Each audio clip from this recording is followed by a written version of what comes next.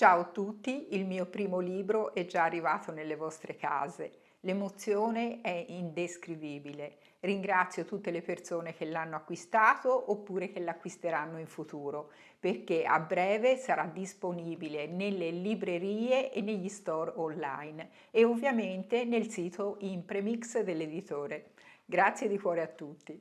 Oggi preparo una torta dell'antica tradizione toscana, fatta con il semolino, un ingrediente semplice. È una torta dalla consistenza cremosa e profumata, con l'aroma di limone e vaniglia. Prepariamola insieme. Verso nella pentola 1 litro di latte intero. Lo porto sulla fiamma e gli faccio sfiorare il bollore. Lavo 100 g di uvetta. Dopo averla lavata, la metto a bagno nell'acqua. La metto via fino al momento dell'utilizzo. Trito 100 g di mandorle pelate con 130 g di zucchero. Le trito ad intermittenza per non farle surriscaldare. Una volta tritate le metto in un contenitore fino al momento dell'utilizzo. Il latte ha sfiorato il bollore, ci verso a pioggia 150 g di semolino.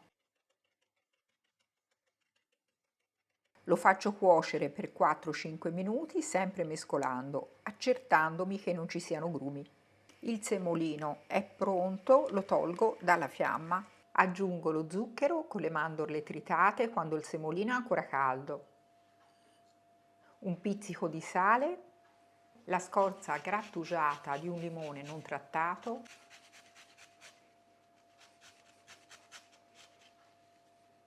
e mescolo bene.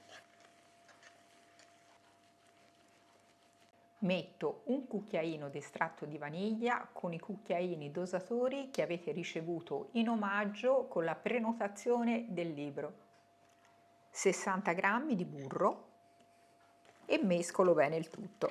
Il semolino è ancora caldo e il burro si scioglierà con facilità.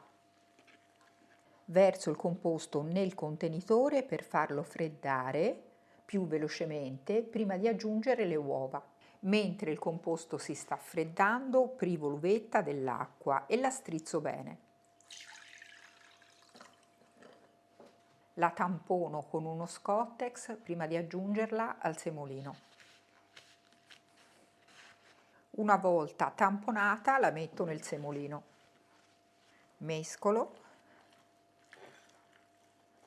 A composto intiepidito aggiungo 4 uova medie.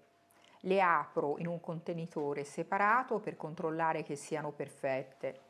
Ne metterò una alla volta e aggiungerò la successiva solo quando la precedente non si sarà assorbita.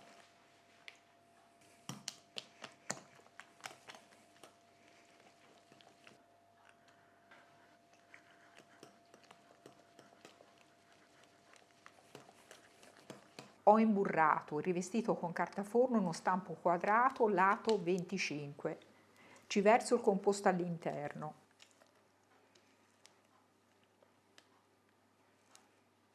Lo livello con la spatola. Lo spessore della torta non dovrà essere eccessivamente alto, massimo 3 cm.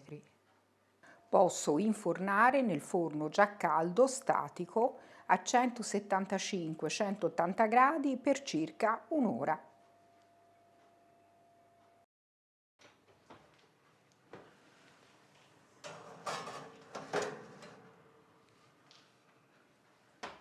Ed ecco la torta dopo un'ora di cottura. Durante la cottura si andrà a gonfiare parecchio per poi sgonfiarsi. È possibile che si formino anche delle crepe sulla superficie, ma non vi preoccupate, una volta fredda si andrà a ricompattare. Ora la lascio freddare completamente prima di toglierla dallo stampo.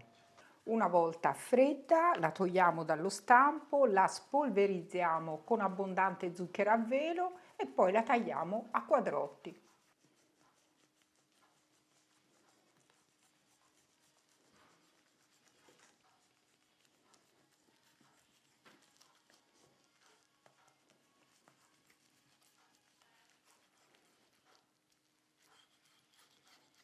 Vediamo come si presenta all'interno. È una torta umida e cremosissima. Adesso prova assaggio.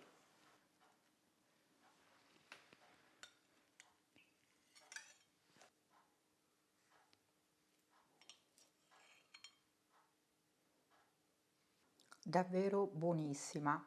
La consistenza è molto simile al budino. Le mandorle tritate all'interno ci stanno divinamente insieme all'uvetta. È una torta da provare. Spero che la ricetta ti sia piaciuta. Se ti è piaciuta fammelo sapere con un like o un commento sotto il video. Io finisco di gustare questa deliziosa torta dell'antica tradizione toscana, semplice e alla portata di tutti. Ciao e alla prossima ricetta!